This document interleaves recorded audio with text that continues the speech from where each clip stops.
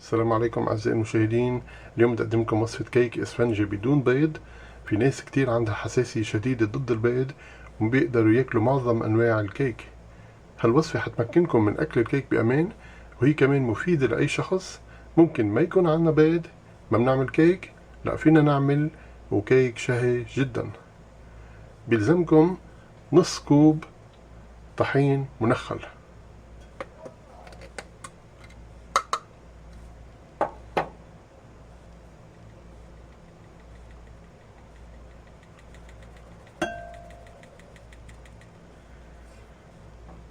كوب ونص سميد متوسط الخشونة،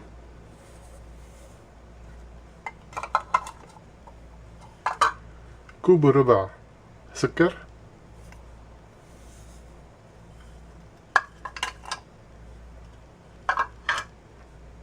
ربع معلقة شاي فانيليا،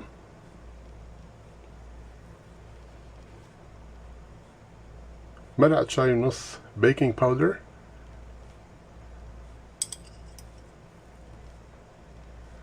كوب حليب بحرارة الغرفة،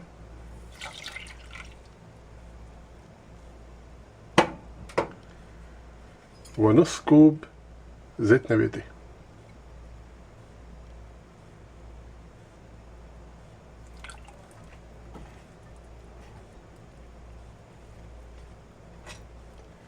تخلط المكونات جيدا،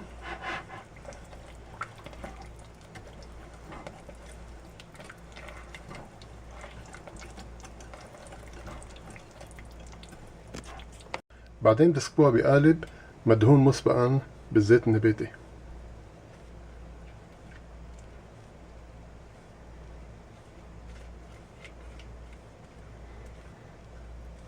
بتحمل الفرن مسبقا، بعدين تخبزه. وهي النتيجة بعد ما خبزته على حرارة سفلية بدرجة 350 فahrenheit ل 45 دقيقة، وعلوي بنفس الدرجة ل5 دقايق. تفحصوه بواسطة عود سواك من الوسط مثل الكيك، مفروض يطلع جاف كليا. بعدين تستخدموا أداة غير خادشة لفصله من الأطراف عن القالب قبل ما تستخرجوه وتقطعوه. وهلأ بدي اقلبه، دايما طروه ليبرد قبل ما تقلبوه، بيكون أنسب حتى يطلع قطعة كاملة معكم.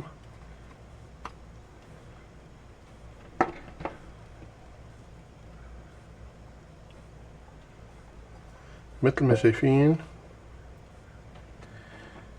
هيدا قالب الكيك الاسفنجي بدون بيض، ارتفاع شاهق. بصور لكم اياه عن جنب حتى تشوفوه.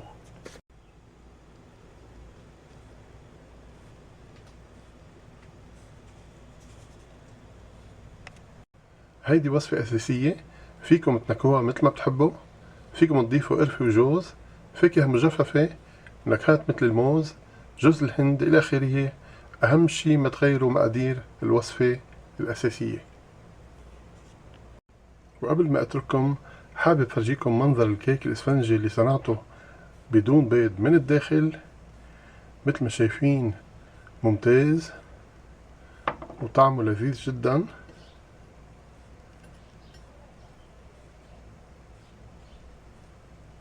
شكله شهي جدا، ضروري تجربوه، خاصة الأشخاص اللي عندهم حساسية ضد البيض. صار فيكم تاكلوا الكيك بكل أمان. بتشكركم على المشاهدة، واتمنى تكون هالحلقة نالت إعجابكم. لمشاهدة المزيد ضغطوا الرابط أدناه أو فتشوا في اليوتيوب تحت إيهاب بلانيت كلمة وحدة. وما تنسوا الاشتراك والشير والانضمام لفريق الرسمي على الفيسبوك. إلى اللقاء.